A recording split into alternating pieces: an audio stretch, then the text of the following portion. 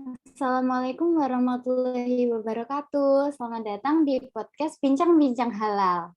Nah, sebelumnya perkenalkan saya Adisa Sunamutiara dari Fakultas Peternakan Universitas Gadjah Mada angkatan 2020.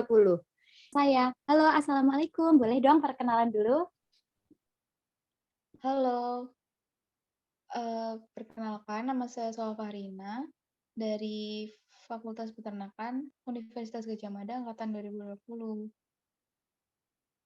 Oke, pada kesempatan kali ini saya dan juga Sofa akan berbincang-bincang santai mengenai kehalalan olahan produk peternakan. Sebelumnya, aku pengen tanya nih, halal menurut Sofa itu yang seperti apa sih? Oke, aku izin menjawab ya. Jadi, menurut aku, halal itu adalah sesuatu yang diperbolehkan oleh Allah Subhanahu wa Ta'ala, sebagaimana contohnya misalnya dalam hal makanan itu perlu diketahui apa itu kehalalan, kemudian diperbolehkan menurut syariat Islam atau tidak. Seperti itu. Oke, benar banget ya apa yang udah dikatakan oleh Sofa tadi, saya setuju ya.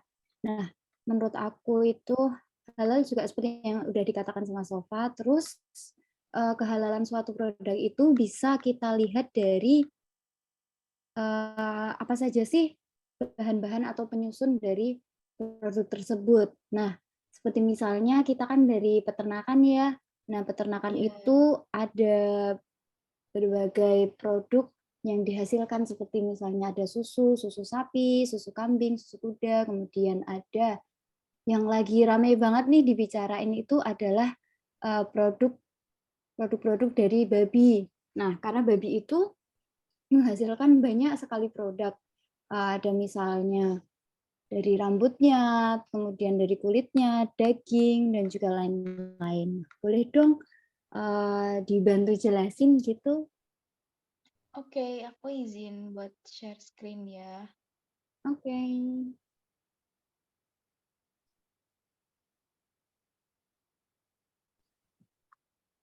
Nah, jadi beberapa produk itu bisa dihasilkan dari eh, babi karena yang kita tahu mungkin hanya sebagian besar itu pada olahan dagingnya karena sudah jelas di dalam Al-Quran telah dijelaskan bahwa babi itu haram hukumnya. Nah, yang kita ketahui kan ya sebatas daging. Sebenarnya beberapa produk seperti sikat gigi itu bisa jadi terbuat dari rambut babi, kemudian ada permen. Nah, permen sendiri untuk proses pembekuannya itu untuk menjadi suatu produk permen itu dapat dari kulit babi karena bisa diolah menjadi permen. Kemudian ada juga dari kapsul obat yang kita konsumsi. Kemudian juga ada produk seperti aksesoris, contohnya ada dompet.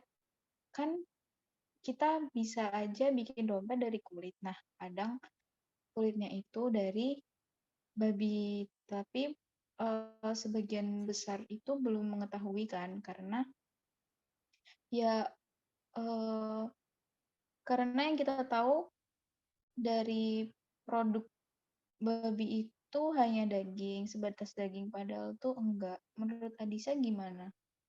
Betul sekali. Jadi untuk untuk melihat kehalalan suatu produk itu kita bisa lihat dari komposisinya ya yang pertama. Karena kan misalnya nih kita beli permen, kita nggak tahu wah ini halal atau enggak ya. Nah, kita bisa lihat ke komposisinya. Apabila di situ disebutkan gelatin babi, nah itu berarti haram walaupun di situ tidak ada tulisan apa mengandung babi kayak gitu.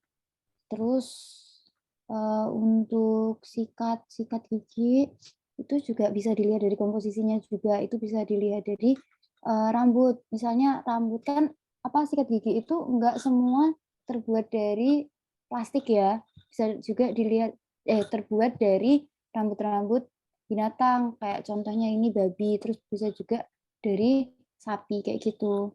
Nah, itu berarti Iya, kita bener banget. bener. Terus, apalagi sih tips-tips yang bisa disampaikan ke teman-teman semua, selain untuk memilih produk yang halal selain dilihat dari komposisinya?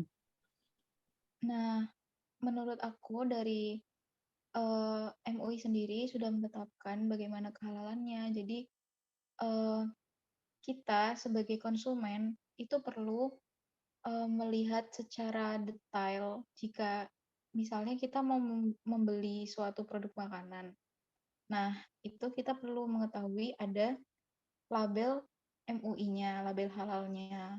Jika tidak, itu disarankan untuk dihindari ya, soalnya kan kita nggak tahu, komposisinya apa, kemudian itu terbuat dari apa. Jadi sebagai umat Islam yang diharuskan untuk apa memperhatikan kehalalan karena kan eh, suatu barang yang diharamkan oleh Allah itu bisa menjadi mudorot bagi kita. Seperti itu. Menurut aku gitu sih. Kalau menurut Adisa gimana? Ya, kalau menurutku juga seperti itu ya, selain kita melihat dari kandungan kandungan bahan-bahannya, kemudian melihat dari ada tidaknya logo halal di suatu kemasannya, ya seperti itu sih. Nah, oke gitu aja. Mungkin segitu aja yang kita bisa sampaikan untuk teman-teman semuanya. Semoga apa yang kita sampaikan tadi bisa bermanfaat untuk teman-teman semuanya. Amin. Nah, terima kasih. Mohon maaf dari kami apabila banyak kesalahan. Terima kasih sudah menyaksikan dengan seksama dan sampai jumpa di lain kesempatan. Wassalamualaikum warahmatullahi wabarakatuh. Bye-bye.